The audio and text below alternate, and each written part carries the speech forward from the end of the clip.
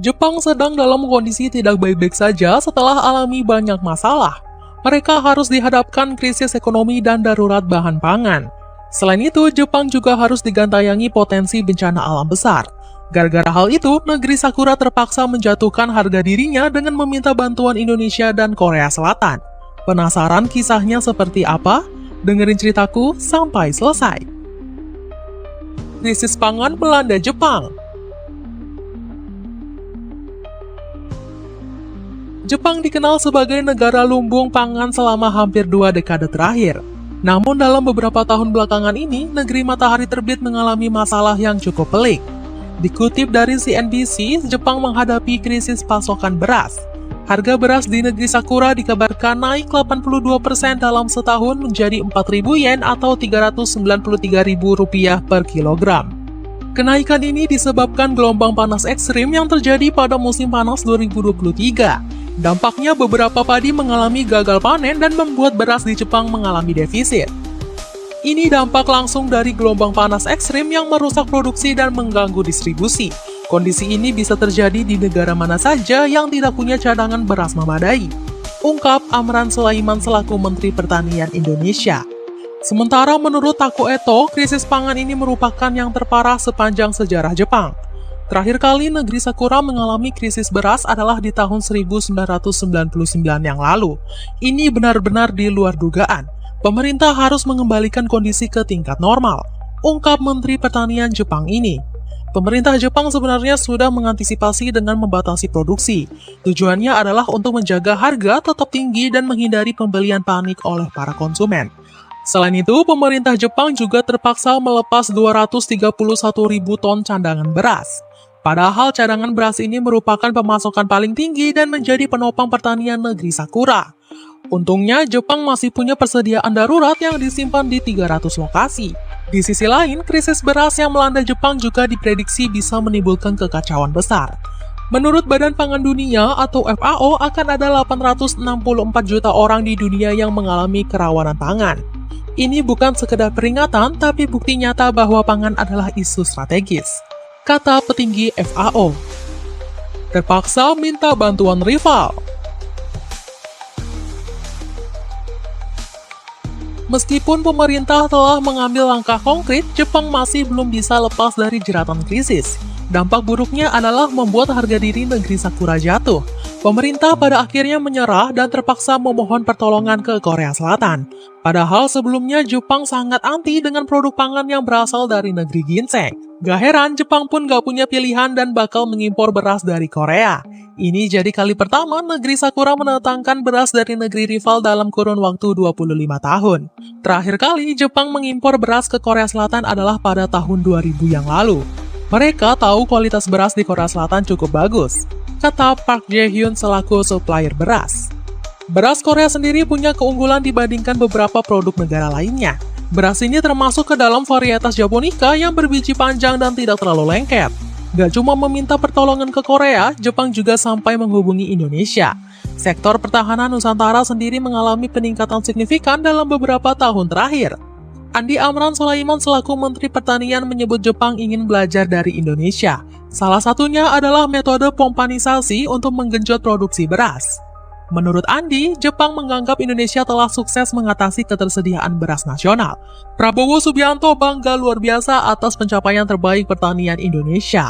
Prabowo mengungkapkan cadangan beras Nusantara merupakan yang tertinggi sepanjang sejarah. Dengan waktu yang singkat, kita buktikan kita sudah ke arah swasembada pangan di luar dugaan. Produksi beras dan jagung kita juga tertinggi sepanjang sejarah, kata sang presiden. Malaysia bahkan sampai-sampai memuji keberhasilan yang telah dicapai oleh Prabowo. Parlemen Malaysia meminta Malaysia untuk belajar ke negeri jiran Indonesia.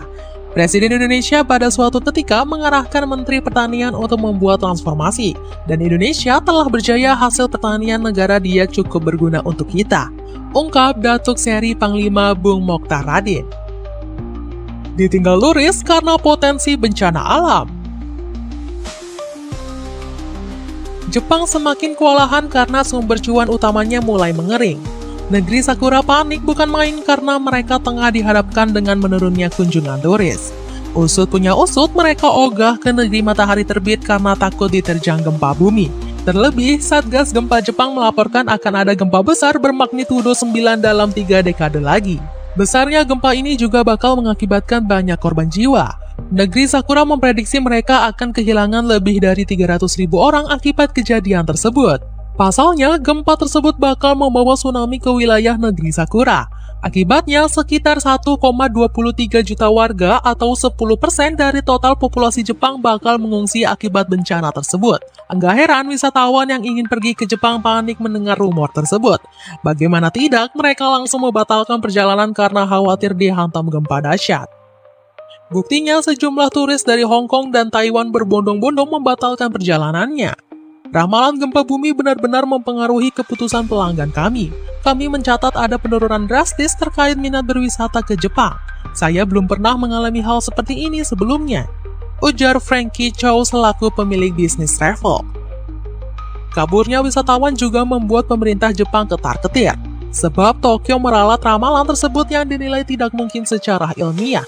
Di lain sisi, wilayah dengan banyak turis seperti Miyagi ikut terdampak akibat ramalan tersebut. Enggak heran Gubernur Miyagi mengaku kena mental akibat kepanikan warga Hong Kong dan Taiwan. Kalau rumor tidak ilmiah di media sosial sampai mempengaruhi sektor pariwisata, ini bisa jadi masalah besar, ujar Yoshihiro Murai.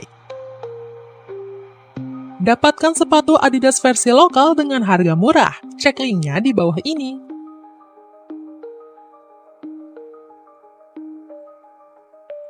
Ekonomi alami guncangan drastis. Situasi di Jepang makin gawat akibat ekonominya yang terguncang hebat. Baru-baru ini, ekonomi negeri Sakura mengalami kontraksi hingga 0,2%. Padahal Jepang sempat mengumumkan perekonomian mereka meningkat pada kuartal keempat 2024. Ekonomi negeri Sakura tumbuh sekitar 0,6% pada saat itu.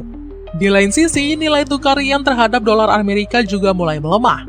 Tercatat, 1 dolar Amerika saja sudah menyentuh 144,7 yen pada awal Mei 2025. Alhasil, Bank of Japan memperkirakan inflasi berkisar pada 2% hingga 2027. Analis ekonomi menyebut tindakan ini tak terlepas dari pendekatan Jepang yang mulai panik. Laporan proyeksi Bank of Japan sepertinya berupaya menghindari konflik, ujar Naomi Marugama selaku Kepala Ahli Strategi Obligasi di Mitsubishi UFJ Morgan Stanley Securities Co. Ekonomi negeri Sakura berguncang keras akibat perang tarif Donald Trump. Pasalnya produk dari Jepang bakal dikenakan tarif 24% jika diimpor ke Amerika. Enggak heran hal ini langsung membuat ekonomi negeri Nippon kocar-kacir. Buktinya perusahaan kendaraan seperti Mazda, Honda, dan Nissan mulai mem-PHK tenaga kerjanya. Ivan Espinosa menyebut perusahaannya merugi hingga miliaran dolar akibat kebijakan aneh Trump tersebut. Kami harus mencari solusi untuk menambal kekurangan sebesar 3 miliar dolar karena terdampak tarif Donald Trump, ujar pucuk pimpinan Nissan tersebut. Padahal Jepang sangat bergantung pada ekspor menuju Amerika Serikat. Tercatat 21% ekspor dari negeri Sakura diperuntukkan masuk ke pasar Paman Sam. Jadi begitulah cerita Jepang yang kacau balau sampai meminta bantuan Indonesia. Gimana menurut kalian? Ada komentar tentang cerita tadi?